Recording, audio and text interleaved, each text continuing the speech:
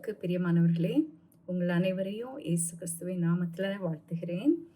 இன்னைக்கு வெளிப்படுத்தின விசேஷத்தில் முதலாவது அதிகாரம் 9லிருந்து 20 வசனங்கள் வரைக்கும் பார்க்க போகிறோம். முதல் 8 வசனங்கள் நம்ம பார்த்தாச்சு. இன்னைக்கு 9லேருந்து 20 வரைக்கும் நம்ம படிக்க போகிறோம். படிக்கும் முன்னதாக எப்பொழுதும் போல தலை சாய்த்து தேவனுடைய கரத்தில் நம்மை ஒப்பு கொடுத்து ஜெபிப்போம். நல்ல தகப்பனே, இந்த வேளையில் இந்த வீடியோவை பார்த்துட்ருக்கிற ஒவ்வொருத்தரையும் உங்களுடைய கருத்தில் ஒப்பு கொடுக்குறேன்.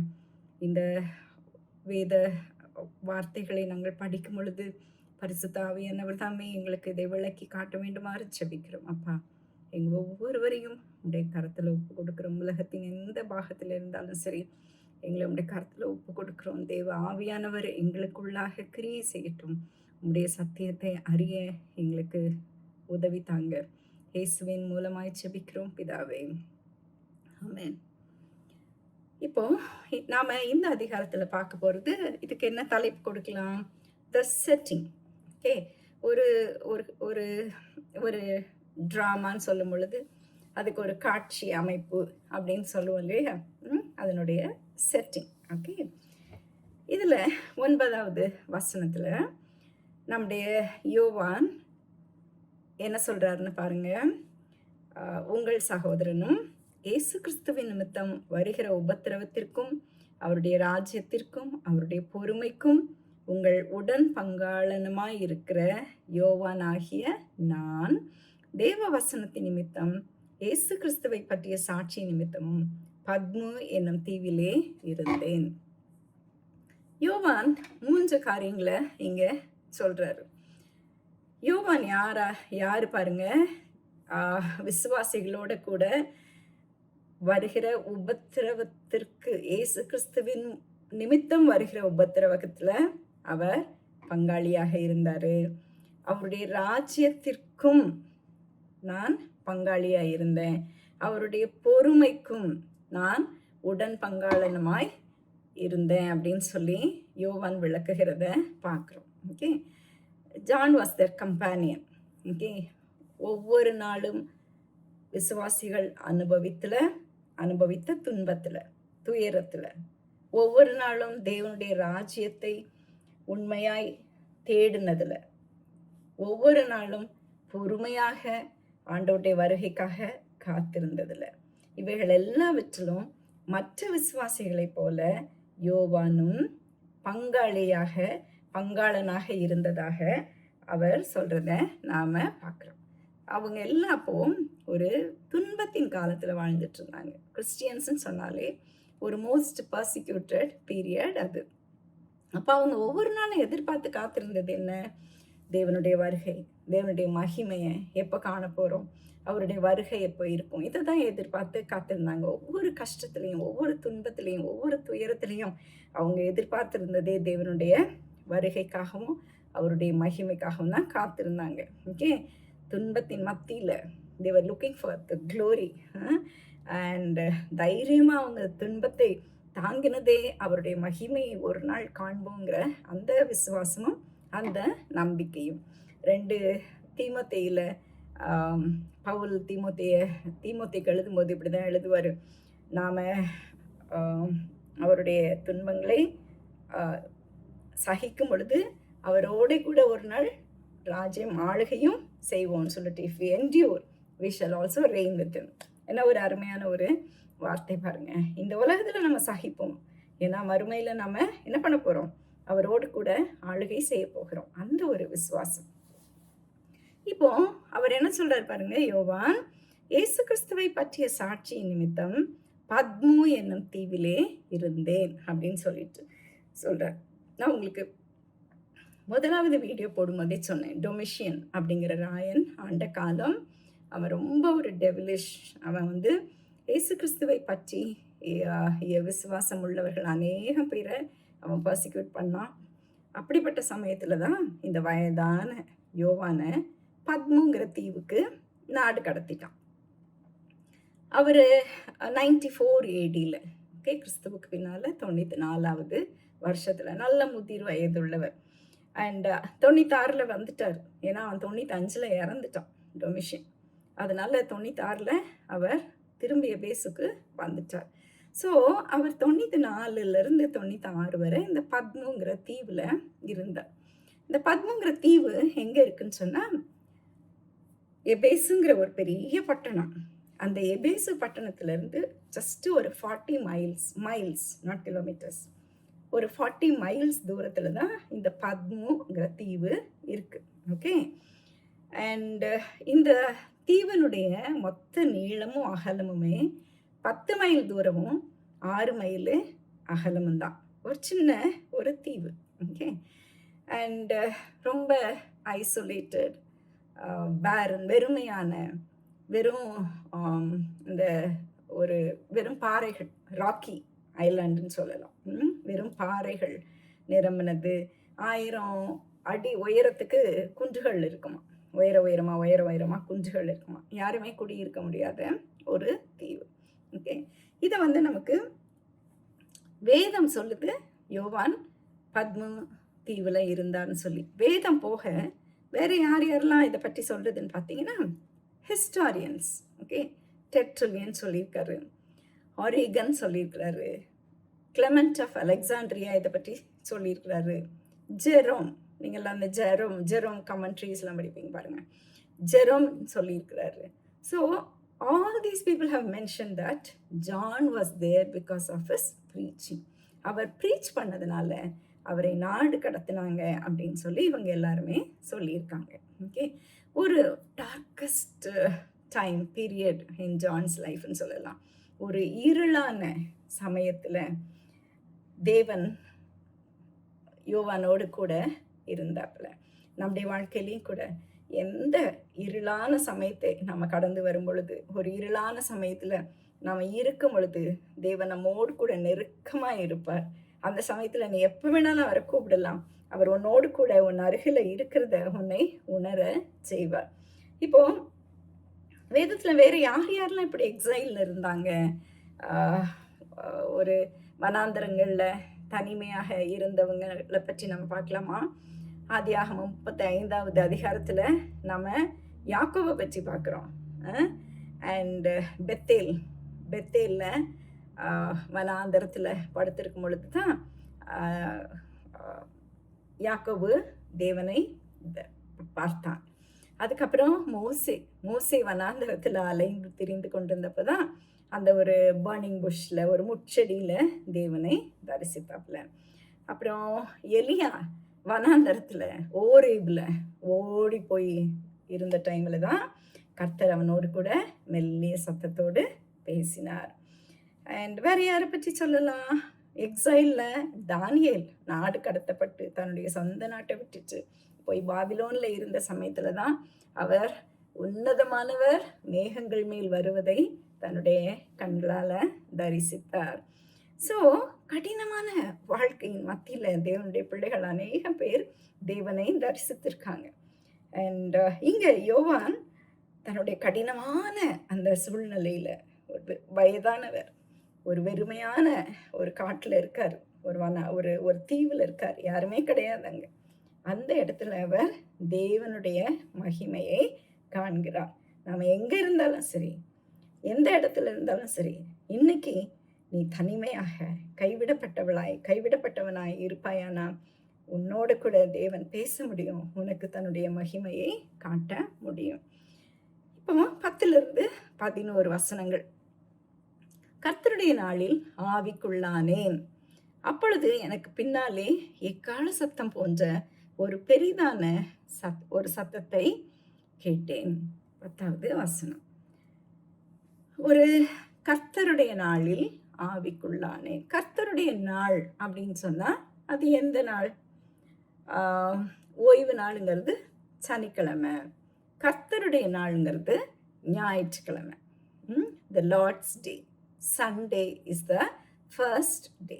ஓகே. அது அந்த நாள் கர்த்தருடைய நாள் அப்படின்னு சொல்லி சீஷர்கள் எல்லாம் ஞாயிற்றுக்கிழமைகளில் கூட ஆரம்பித்தாங்க. அதை அவங்க யூதர்களை போல ஓய்வு நாளை செலிப்ரேட் பண்ணலை. தேவன் உயிர்த்தெழுந்த நாளில் அவங்க கேதர் பண்ண ஆரம்பித்தாங்க. அதை தான் அவங்க கர்த்தருடைய நாள் அப்படின்னு சொன்னாங்க. அண்ட் பை செகண்ட் செஞ்சுரி அந்த 2ஆம் நூற்றாண்டிலேயே அந்த சனிக்கிழமை ஓய்வு நாளுங்கிறது அப்படியே கிறிஸ்தவர்கள் மத்தியில் குறைஞ்சிருச்சு. கிறிஸ்தவர்கள் எல்லாருமே தேவன் உயிர்த்தெழுந்த நாளில் தான் தேவனை ஆராதிக்கும்படியாக கூட ஆரம்பித்தாங்க. சரியா? அப்போ கர்த்தருடைய நாளில் ஆவிக்குள்ளானேன் அப்படின்னு சொல்லி சொல்றாப்புல. அந்த டைம்ல வந்து இந்த பேகன்ஸ் வந்து புறஜாதியினர் வந்து நிறைய நாள்கள் வச்சுருந்தாங்க. எம்பரர்ஸ் டேன்னு வச்சுருந்தாங்க. நான் சொன்னேன்ல, அது ராயர்களை வழிபட்ட காலம் அது. அதனால் ரோம எம்பரர்ஸ் ராயர்களை வழிபடுறதுக்குன்னு ஒரு நாளை ஒதுக்கி வச்சுருந்தாங்க. மந்த்லி டேஸ், வீக்லி டேஸ்லாம் கொடுத்தாங்க. அதனால் இந்த கிறிஸ்டியன்ஸ் வந்து ஒரு நாளை டெடிக்கேட்டடாக, வாரத்தில் முதலாம் நாளை டெடிக்கேட்டடாக தேவனுக்காக கொடுக்கணும்னு சொல்லி முடிவு பண்ணி தான் இந்த வாரத்தின் முதலாவது நாள் அன்னையிலேருந்து இன்னைக்கு வரைக்கும் பழக்கத்தில் இருக்கு. ஓகே, ஸோ கர்த்தருடைய நாளில் யோவான் ஆவிக்குள்ளானேன், இன் தி ஸ்பிரிட். ஓகே, 4 இடங்கள்ல யோவான் வந்து ஆவிக்குள்ளானேன் அப்படின்னு சொல்லி இந்த வெளிப்படுத்தின விசேஷத்தில் சொல்லியிருக்காரு. இது வந்து அப்போ 4 மேஜர் விஷன்ஸ் அண்ட் ரெவலேஷன்ஸ் உடைய முதல் மார்க் இது. ஓகே, ஆவிக்குள்ளானேன் அப்படின்னு சொல்றார். 4 மேஜர் விஷன்ஸ் அண்ட் ரெவலேஷன்ஸ், அதில் முதலாவது விஷன் இது. ஓகே, அண்ட் இந்த முதலாவது விஷன் வந்து யோவானுக்கு இயேசு சுவாமி கொடுக்கிற ஒரு தரிசனம். இயேசு சுவாமி அவனுக்கு கொடுக்கிற ஒரு தரிசனம். ஆனால் மீதி இயேசு சுவாமி இறங்கி வந்து அவனுக்கு கொடுக்கிற ஒரு தரிசனம். மீதி 3 விஷன்ஸும் நீங்கள் பார்த்தீங்கன்னு சொன்னால் இயேசு சாமி அவனை மேலே கூப்பிட்டுக்கிட்டுறார். யோவானே கம் அப் ஹியர் அப்படின்னு சொல்லி மேலே அழைத்து இதை பாரு அதை பாருன்னு சொல்லி காட்டுற தரிசனங்கள். இந்த முதலாவது தரிசனம் கிறிஸ்துவானவர் இறங்கி வந்து அவனுக்கு கொடுக்கிற தரிசனம். அண்ட் மீதி 3 தரிசனங்களும் யோவான் பரலோகத்துக்கு சென்று பார்த்த தரிசனங்கள். இப்போ 11th verse, நான் அல்பாவும் ஒமேகாவும் முந்தினவரும் பிந்தினவருமாயிருக்கிறேன். நீ காண்கிறதை ஒரு புஸ்தகத்தில் எழுதி ஆசியாவில் இருக்கிற எபேசு, ஸ்மிர்னா, பெர்கமு, தியத்திரா, சர்தை, பிலதெல்பியா, லவதேக்கியா என்னும் பட்டணங்களில் உள்ள 7 சபைகளுக்கும் அனுப்பு என்று விளங்கினது. ஒரு ட்ரம்பட்டிங் வாய்ஸை கேட்குறாப்புல, ஒரு சத்தம், ஒரு அத்தாரிட்டியோட, ஒரு கமாண்டிங் வாய்ஸ். ஓகே, அந்த வாய்ஸ் என்ன சொல்லுது?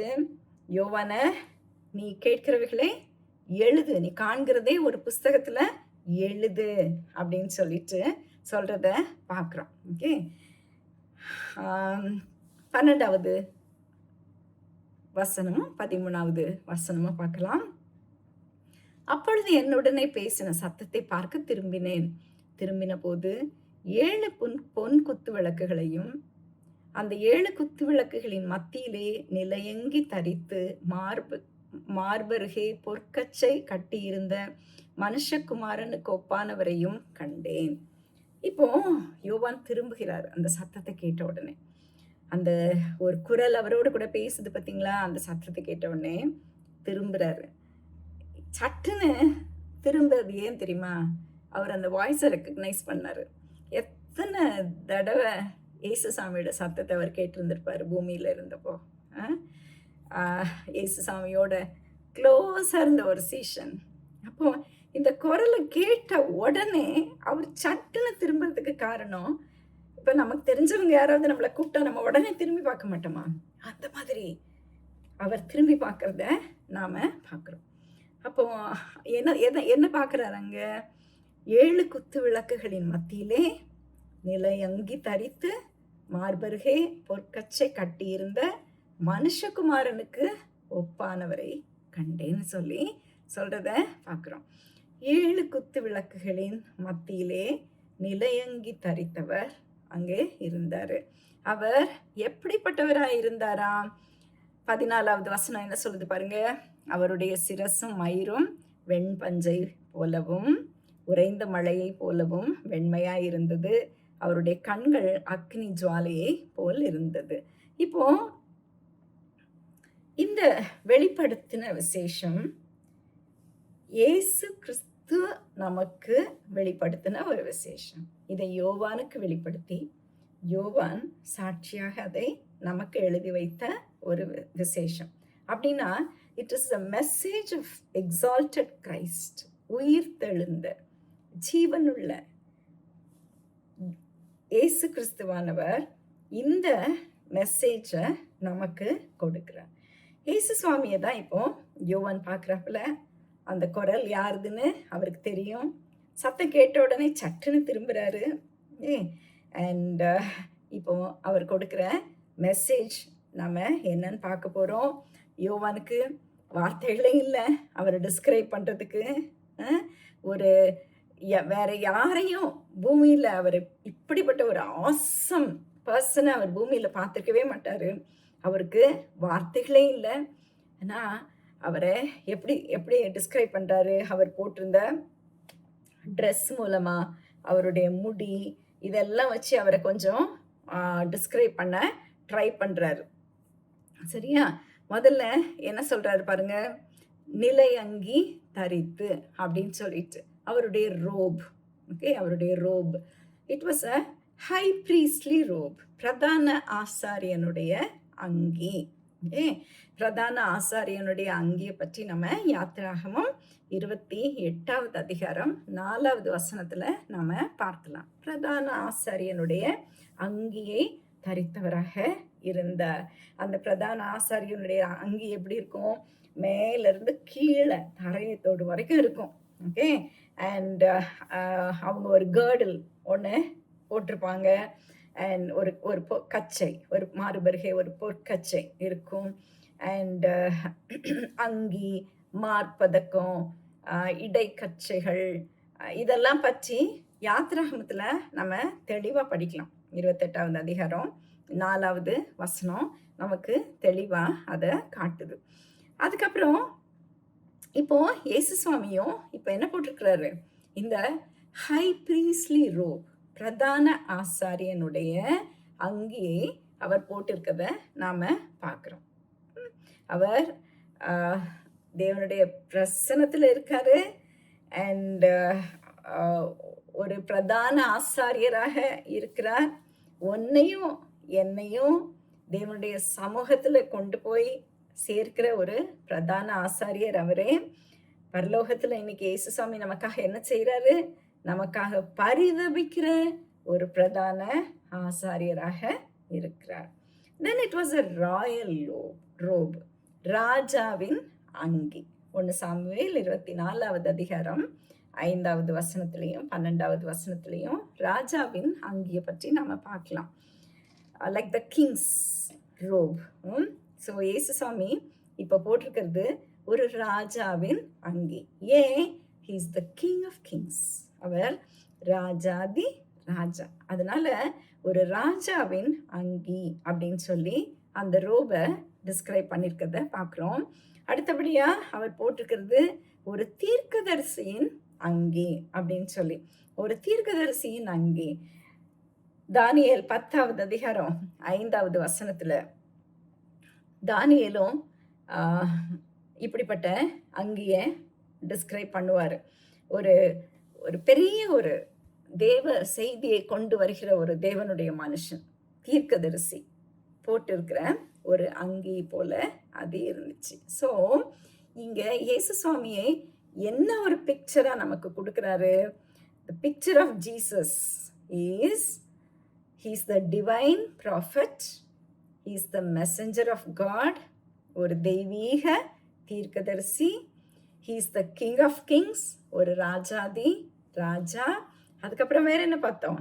அவர் ஒரு பிரதான ஆசாரியர். he was the high priest. Okay, பரலோகத்தில் நமக்காக பரிதவிக்கிற ஒரு பிரதான ஆசாரியன் அப்படின்னு சொல்லி நம்மால இந்த ஒரு பிக்சரை நம்ம பார்க்க முடியுது. ஓகே, தீர்க்கதரிசி, ஆசாரியன், ராஜா. ஓகே, அடுத்தபடியா அந்த ஆசாரியர்கள் பொற்கச்சை ஓகே இருக்கும். ஆசாரியனின் பொற்கச்சையில் கோத்திரங்களின் நாமங்கள் எழுதப்பட்டிருந்தன. நம்முடைய கர்த்தராகிய இயேசு கிறிஸ்து உன்னுடைய நாமத்தையும் என்னுடைய நாமத்தையும் எழுதி வைத்திருக்கிறார். we are so close to him, close to the heart of Jesus. நம்முடைய நாமங்கள் எல்லாம் டெஃபினட்டாக அதில் எழுதப்பட்டிருக்கோம். அடுத்தபடியாக நம்ம என்ன பார்க்குறோம்? அவருடைய சிரசு, அவருடைய மயிர் வெண்பஞ்சை போலவும் உறைந்த மழை போலவும் வெண்மையாய் இருந்தது அப்படின்னு சொல்லி பார்க்குறோம். அவருடைய சிரசும் மயிரும் வெண்பஞ்சை போல வெண்மையாய் இருந்தது. இதனுடைய அர்த்தம் என்ன? தானியேல் 7வது அதிகாரம் 9வது வசனத்துல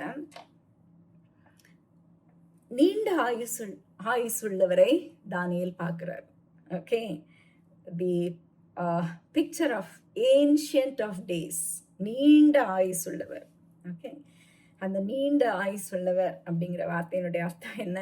He is eternal, and it stands for great age, eternal existence of Christ. அவர் என்றென்றும் ஜீவிப்பவர், நீண்ட ஆயுசுள்ளவர், என்றென்றும் ஜீவிப்பவர். அப்புறம் அந்த வெண்மை, அந்த வெண்மை எதை காமிக்குது? ஒரு டிவைன் பியூரிட்டியை காமிக்குது, ஒரு தெய்வீக பரிசுத்தம், பாவம் இல்லாத ஒரு தன்மையை அது காட்டுது. அண்ட் தென் அவருடைய ஐஸ் பாருங்க எப்படி இருந்ததுதான், அவருடைய கண்கள் அக்னி ஜுவாலையை போல இருந்ததுதான். ஒரு பெனிட்ரேட்டிங் ஐஸ், ஒரு ஒரு ஒரு ஒரு ஜட்ஜ்மெண்ட் கொடுக்க, ஆழமாய் பார்த்து நியாயம் தீர்க்க வருகிற ஒரு கண்கள், ஆழமாய் பார்க்கிற கண்கள். ஓகே, அது மாத்திரம் இல்லை, ஹீஸ் ஓம்னிசியன்ட், எல்லாவற்றையும் அவரால் பார்க்க முடியும். மறைவானது ஒன்றுமே கிடையாது அவருக்கு. இன்னைக்கு நீ மறைவில் செய்கிற காரியங்களை அவர் காண முடியும். இன்னைக்கு நீ இருளில் செய்கிற காரியங்களை அவர் காண முடியும். எல்லாவற்றையும் அவரால் பார்க்க முடியும். அவருடைய கண்கள் சகலத்தையும் காணும். Nothing is hidden from him. சகலத்தையும் காண்பவர், ஓம்னிசியன்ட் அப்படிங்கிற ஒரு குணம் அவருக்கு. மூடிய கதவுகளுக்கு பின்னால இருளில் நடக்கிற காரியத்தையும் அவரால் பார்க்க முடியும். அடுத்தபடில அவருடைய கால் ரிஃபைன்டு அஸ் ஃபர்னேஸ் மாதிரி, ஒரு அவருடைய பாதங்கள் உலைக்களத்தில் காய்ந்த பிரகாசமான வெண்கலம் போல் இருந்ததா. உலைக்களத்தில் காய்ந்த, ஓகே, ஒரு ரிஃபைனரியில் அப்படியே அந்த கொதிச்சுட்டு இருக்கும் பார்த்தீங்களா, அது ஒரு பிரகாசமான வெண்கலம், ஒரு உலோகம் ஒரு உலைக்களத்தில் இருக்கும் பொழுது எப்படி இருக்கும்?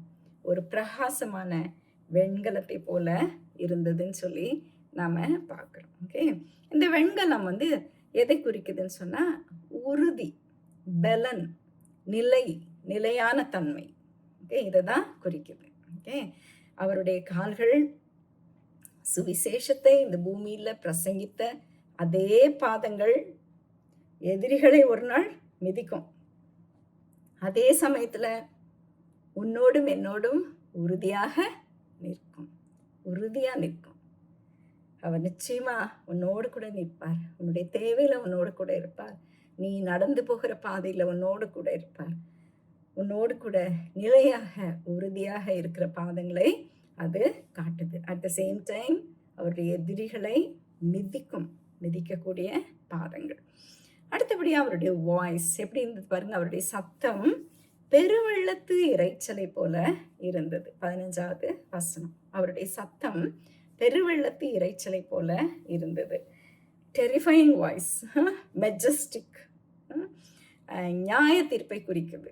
அவர் நியாய தீர்ப்பில் கர்ச்சிக்கிற ஒரு சத்தம், பெருவெள்ள இறைச்சல் போன்ற சத்தம். அதே சமயத்தில் உங்களுக்கும் எனக்கும் தெரியும், மெல்லிய சத்தத்தோடு நமக்கு ஆறுதல் கொண்டு வரும் சத்தமும் அவரிடம் உண்டு.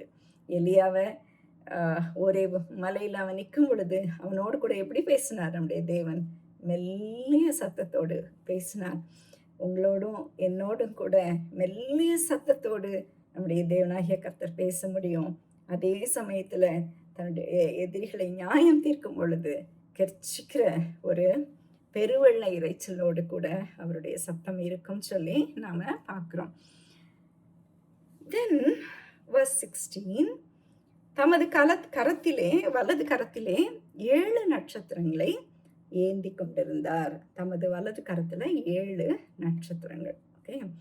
அண்ட் 17வது வசனத்துல நீங்க பார்த்தீங்கன்னா, அதே கரத்தை வச்சு யோவான அவர் தேற்றுகிறார். ஓகே. 17 நான் வாசிக்கிறேன். நான் அவரை கண்ட பொழுது செத்தவனைப் போல அவருடைய பாதத்தில் விழுந்தேன். அப்பொழுது அவர் தம்முடைய வலது கரத்தை என் மேல் வைத்து என்னை நோக்கி, பயப்படாதே, நான் முந்தினவரும் பிந்தினவரும் உயிருள்ளவருமாய் இருக்கிறேன். அவருடைய வலது கரம் தான் யோவானை தாங்குது. அதே வலது கரம் 7 நட்சத்திரங்களை ஏந்தி கொண்டிருக்கிறத நாம பார்க்கிறோம். Okay. 7 actually symbolizes completeness. Okay. 7ங்கிற நம்பர் ஒரு பரிபூரணம், முழுமை. ஓகே. 7 தூதர்கள், 7 தூதர்கள்ங்கிறது 7 சபையின் தூதர்கள், தம்முடைய ஊழியர்கள். ஓகே. 7 சபை முழுமையான சபைகளின் ஊழியரை தம்முடைய கரங்களில் தாங்கி கொண்டிருக்கிறார். இன்னைக்கு உனக்கு கொடுக்கிற தாளந்து, உனக்கு கொடுக்கிற பலன், உனக்கு கொடுக்கிற ஆறுதல் எல்லாமே அவருடைய கரத்திலிருந்து தான் உனக்கு வருது. அதே வலது கரத்தினால யோவான் பயந்து கீழே விழுந்த பொழுது அவனையும் அவர் தூக்குகிறத நாம பார்க்கிறோம். தென் அவருடைய வாயில இருந்து அவருடைய வார்த்தைகள் எப்படி இருக்குதுன்னு சொன்னா, 2-edged sword போல இருக்கிறத நாம பார்க்கிறோம். அவர் வாயிலிருந்து இருபுறமும் கருக்குள்ள பட்டயம் புறப்பட்டது. இருபுறமும் கருக்குள்ள பட்டயம். எப்படிப்பட்ட வார்த்தைகளுடைய வார்த்தைகள்! ஏசாயா 49வது அதிகாரம் 2வது வசனம் படிச்சு பாருங்க. எபிரேயர் 4:12 படிச்சு பாருங்க. அவருடைய வார்த்தைகள் எப்படிப்பட்ட வார்த்தைகள்! நம்மளை உருவ குத்துகிற வார்த்தைகள், பெனிட்ரேட்டிங் வேர்ட்ஸ். ஓகே. அவருடைய வார்த்தைகள்ல ஒரு வல்லமை உண்டு. அவருடைய செய்திகள்ல ஒரு வல்லமை உண்டு.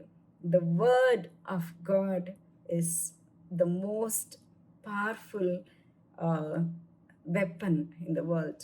அவருடைய வார்த்தைகள் மிகுந்த வல்லமை உள்ள ஒரு ஆயுதம் போன்றது. அவருடைய முகம் எப்படி இருக்கு பாருங்க. எப்படிப்பட்ட முகமா இருக்கான் பாருங்க. அவருடைய முகம் வல்லமையாய் பிரகாசிக்கிற சூரியனை போல இருந்ததா. அவருடைய முகம் வல்லமையாய் பிரகாசிக்கிற சூரியனை போல இருந்ததா. இயேசு சுவாமி அந்த மவுண்ட் ஆஃப் டிரான்ஸ்பிகரேஷன்ல, அந்த மறுரூப மலையில, ஓகே, அந்த இடத்துல அவர் இருந்தப்போ கூட அவருடைய முகம் பிரகாசிச்சது. அதை பார்த்தது யார் தெரியுமா? கூட இருந்தது யாரு? யோவான், one of the eye witnesses. யோவானை கூட்டிட்டு தான் போயிருந்தாரு. யோவான் பார்த்தாரு, அந்த அவருடைய முகம் பிரகாசித்ததை பார்த்தாரு.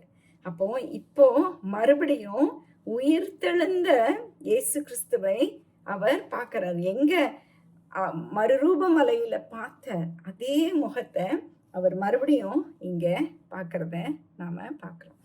அவரை பார்த்த உடனே 17வது வசனம் சொல்லுது, நான் அவரை கண்டபோது செத்தவனை போல் அவருடைய பாதத்தில் விழுந்தேன். அப்பொழுது அவர் தம்முடைய வலது கரத்தை என் மேல் வைத்து என்னை நோக்கி, பயப்படாதே, நான் முந்தினவரும் பிந்தினவரும் உயிருள்ளவருமாய் இருக்கிறேன். மரித்தேன், ஆனாலும் இதோ சதா காலங்களிலும் உயிரோடு இருக்கிறேன். ஆமேன். நான் மரணத்திற்கும் பாதாளத்துக்கும் உரிய திறவுகோல்களை உடையவராய் இருக்கிறேன் என்று சொல்றத நாம பார்க்கிறோம். இயேசுசாமியை பார்த்த உடனே ஒரு ரெவரன்ஸ், ஒரு பயம், மரியாதை வந்த உடனே அவருடைய பிரசன்னத்துல யோவான் அப்படியே விழுறத நம்ம பார்க்கிறோம். It was a holy presence, it was a glorious presence, ஒரு மகிமையுள்ள பிரசனம். ஒரு உயிர்த்தெழுந்த கிறிஸ்துவை, பூமியில வாழ்ந்த கிறிஸ்துவை யோவான் நிறையவே பார்த்திருக்காரு. இப்போ உயிர்த்தெழுந்த கிறிஸ்துவை பார்த்த உடனே அவர் உடம்பெல்லாம் புல்லரிச்சிச்சு. அப்படியே அவருடைய பாதத்துல விழுந்துறார். Was terrified. He fell as though he was dead. மரித்தவனை போல விழுறத நம்ம பார்க்கிறோம். அவரை பார்த்து கர்த்தராகிய இயேசு கிறிஸ்து என்ன சொல்றாரு பாருங்க, 4 காரியங்கள். முதல்ல என்ன சொல்றாரு பாருங்க, பயப்படாதே. இது பூமியில இயேசு சாமி இருந்தப்போ எப்பவுமே சொன்ன ஒரு வார்த்தை. அந்த காஸ்பல்ஸில் சுவிசேஷத்தில் நீங்கள் பார்த்தீங்கன்னா அடிக்கடி பயப்படாதீங்கிற வார்த்தை அடிக்கடி அவர் சொல்லுவார். அந்த தண்ணி மேலே நடந்தார் பார்த்தீங்களா கலிலேயால, அப்போ சீஷர்கள் அவரை பார்த்து பயந்தப்போ பயப்படாதுங்கள்னு சொன்னார். அண்ட் அவருடைய மவுண்ட் ஆஃப் மறுரூப மலையில் அவரை டிசைபிள்ஸ் பார்த்த உடனே பயந்தாங்க கூட இருந்தவங்க. அப்போ சொன்னார் பயப்பட வேண்டான்னு சொன்னார். பரலோகமாக இருக்கட்டும் பூமியாக இருக்கட்டும், கர்த்தருடைய இயேசு கிறிஸ்துவனுடைய வாயிலிருந்து வருகிற வார்த்தை என்ன? பயப்படாதே, பயப்படாதே. அவர் உன்னோட கூட இருக்கும் பொழுது நீ பயப்பட வேண்டிய அவசியமே இல்லை, நீ கலங்க வேண்டிய அவசியமே இல்லை. பயப்படாதேங்கிற வார்த்தை கர்த்தராகிய இயேசு கிறிஸ்து அடிக்கடி சொன்ன ஒரு வார்த்தை. அப்புறம் என்ன சொன்னார் பாருங்க, நான் முந்தினவரும் பிந்தினவரும், நான் முந்தினவரும் பிந்தினவரும் அப்படிங்கிற வார்த்தையை அவர் சொல்றாரு. அவர் ஆரம்பமும் அவர் தான், முடிவும் அவர் தான். அவர் மாத்திரம்தான் முடிவில்லாதவர். த்ரூ இட்டர்னிட்டி, முடிவில்லாதவராய் நித்திய காலமாய் இருப்பவர் அவர் மாத்திரம்தான். யோவான் அவரை பார்த்து பயப்பட வேண்டிய அவசியமே இல்லை. அவர் நித்தியமான ஒரு ரட்சகர், பயப்பட வேண்டிய அவசியமே இல்லை. அடுத்தப்பில் என்ன சொல்றாரு பாருங்க, நான் உயிருள்ளவருமாய் இருக்கிறேன், மரித்தேன் ஆனாலும் இதோ சதா காலங்களிலும் உயிரோடு இருக்கிறேன். உயிருள்ளவர். பூமியில வாழ்ந்ததும் அவர்தான், சிலுவையில மரித்ததும் அவர்தான். நான் மரித்தேன் ஆனாலும் இதோ சதா காலங்களிலும் உயிரோடு இருக்கிறேன். மரித்தார், உயிர்த்தெழுந்தார். Now he is exalted. அவர் இப்போ பரலோகத்துல தேவனுடைய வலது பார்சத்துல வீற்றிருக்கிறார். அவர் அங்க இருந்து உன்னையும் என்னையும் வெறுக்க மாட்டார். அவர் நம்மை ரட்சிக்கிற ஒரு ஆவலோடு காத்துட்டு இருக்கிறார். நீயும் நானும் அவரண்டை வரணும், அவரோடு கூட நித்திய காலமாய் அவருடைய பிள்ளைகளாய் பரலோகத்துல அவரோடு கூட இருக்கணுங்கிற வாஞ்சையோட உனக்காகவும் எனக்காகவும் அவர் காத்துட்டு இருக்கிறார். அவர் சொன்ன இந்த வார்த்தைகள்ல there are two things. ஒன்று ஒரு கிளைம். என்ன கிளைம்? நான் உயிர் தெழுந்துட்டேன். ஒரு கிளைம், ஒரு உறுதி சான்று. நான் உயிர் தெழுந்திருக்கிறேன், மரித்தேன் ஆனாலும் இதோ சதா காலங்களிலும் உயிரோடு இருக்கிறேன். there is a claim, he is resurrected அப்படின்னு சொல்லி. then there is a promise. இன்னொரு அதோட கூட ஒரு வாக்குறுதி. என்ன வாக்குறுதி நமக்கு? அவர் உயிர்த்ததுனால நாமும் உயிர் தெழுவோங்கிற ஒரு வாக்குறுதி. இந்த ரெண்டு காரியங்களும் நமக்கு எவ்வளவு ஆறுதலை கொடுக்கிறது. அது மாத்திரம் இல்லை, அவர் என்ன சொல்றாரு, நான் மரணத்திற்கும் பாதாளத்துக்கும் உரிய திறவுகோல்களை உடையவராய் இருக்கிறேன். மரணத்துக்கும் பாதாளத்துக்கும் உரிய திறவுகோல்களை உடையவராய் இருக்கிறேன். He alone can free us from the eternal bondage of Satan. சாத்தானுடைய பிடிகள்ல இருந்து நம்மை விடுவிக்க அவரால் மாத்திரம்தான் முடியும்.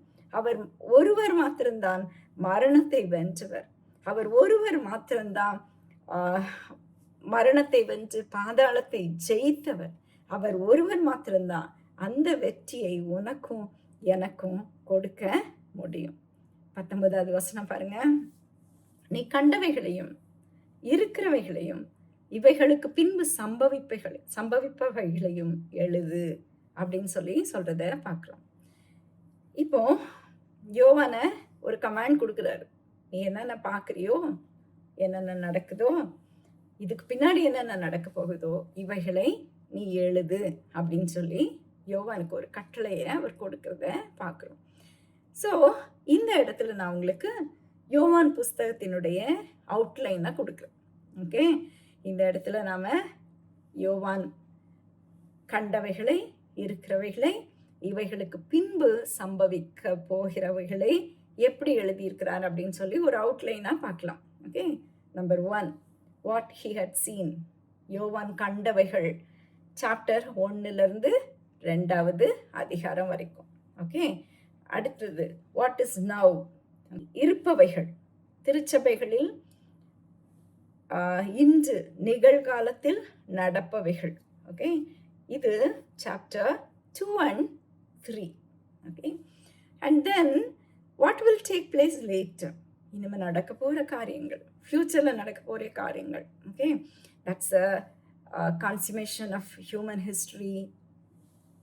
பூமியினுடைய மொத்த வரலாறும் ஓகே முடிக்கப்பட்டு போகிற சமயம், உலகம் முடிவடைகிற சமயம், கம்மிங் ஆஃப் த லார்ட், தேவனுடைய 2வது வருகை, எண்ட் ஆஃப் த வேர்ல்ட், இதெல்லாம் எதிர்காலத்தில் நடக்க போகிற சம்பவங்கள்.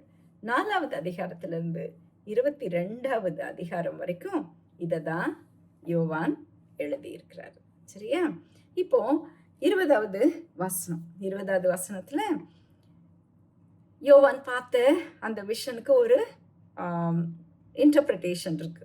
என் வலது கரத்தில் நீ கண்ட 7 நட்சத்திரங்களின் ரகசியத்தையும் 7 பொன் குத்து விளக்குகளின் ரகசியத்தையும் எழுது. இந்த 7 நட்சத்திரங்களும் 7 சபைகளின் தூதர்களாம்.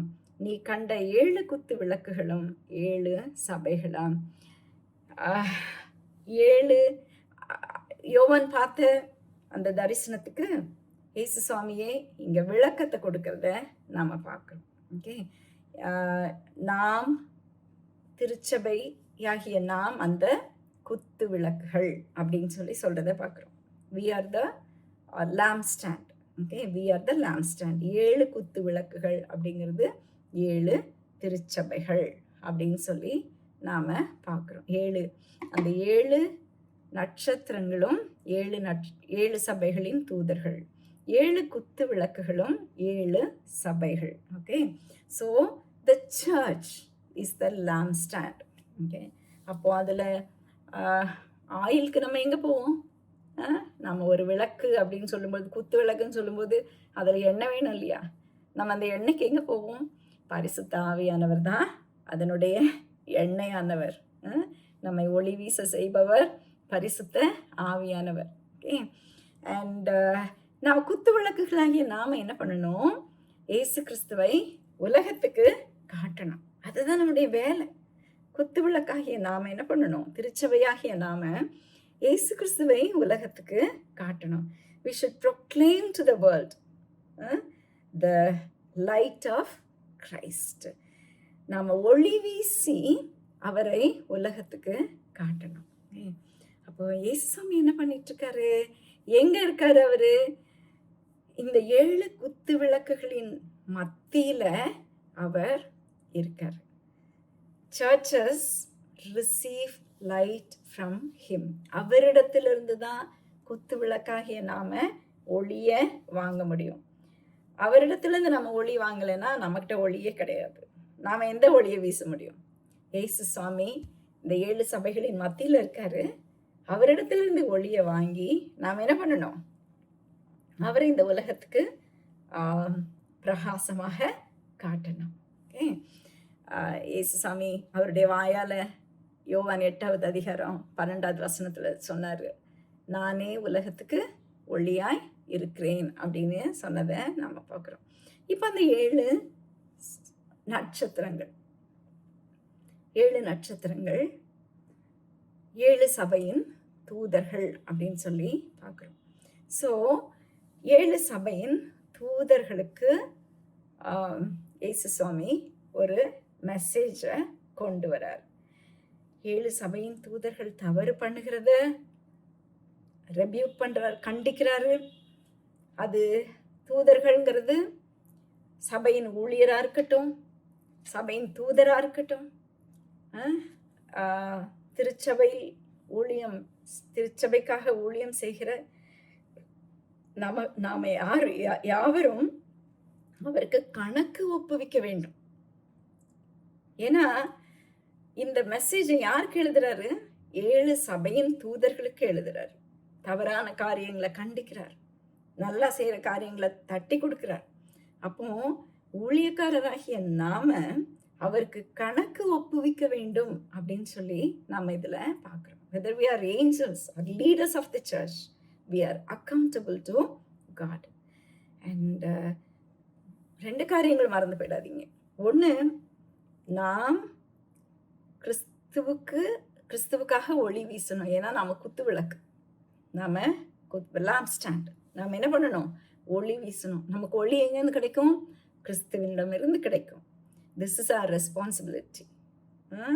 அண்ட் ஆல்சோ நாம் we should be accountable to God. ஒவ்வொரு நாளும் அவர் கணக்கு கேட்பார், நம்ம கணக்கு கொடுக்கணும் அப்படிங்கிற ஒரு பயத்தோடு நாம் வாழணும். நம்ம ஒவ்வொருவரும் நம்முடைய ரெஸ்பான்சிபிலிட்டியை உணர்ந்து ஒவ்வொரு நாளும் நம்ம இந்த பூமியில் ஜீவிக்கணும். எவ்வளோ பெரிய பொறுப்பு பாருங்க. நம்ம ஒவ்வொருவரும் அவருக்காக ஒளி வீச வேண்டுமா? எப்படி? இந்த சூரியன்கிட்ட இருந்து ஒளியை வாங்கி இந்த சந்திரன் பூமிக்கு பிரதிபலிக்குது இல்லையா? அந்த மாதிரி அவரிடமிருந்து ஒளியை பெற்று நாம ஒளி வீசும் சாட்சிகளாக வாழணும். We are the lampstands. He is in the midst of us. அவர் நம் மத்தியில் இருக்கார். அவரிடமிருந்து ஒளியை பெற்று நம்ம பூமிக்கு பிரதிபலிக்கணும். அண்ட் அடுத்தது, கிறிஸ்தவர்களாகிய நாம நினைத்த விதமா வாழவே முடியாதுங்க. அவர் நம்மிடம் கணக்கு கேட்பார். மறந்து போகவே வேண்டாம். தேவன் தாமே இந்த வசனங்கள் மூலமாக உங்கள் ஒவ்வொருவரையும் ஆசீர்வதிப்பாராக. ஒவ்வொரு நாளும் இந்த வசனங்கள் மூலமாக படித்த எதையும் மறந்து போகாம அவருக்காக ஒளி வீசி அவர் நம்மிடம் கணக்கு கேட்பாருங்கிற பயத்தோடு கிறிஸ்தவ வாழ்க்கை வாழ தேவன் நம்ம ஒவ்வொருவருக்கும் உதவி செய்வாராக. ஆமென்.